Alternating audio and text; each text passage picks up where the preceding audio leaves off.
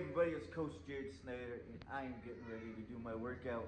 Just came downstairs, and today have done a lot to the house, as in cleaned up tons of stuff, went out snowblowed. I have not sat down today yet.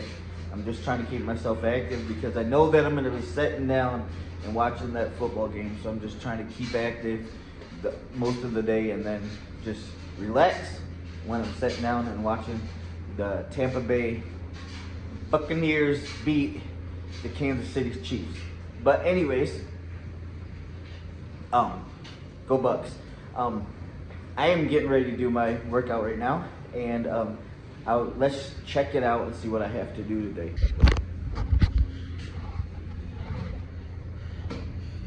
So today we'll be doing chisel endurance, maybe 15-minute leg hammer, but we're almost done with this week, and then we have 3 weeks to go.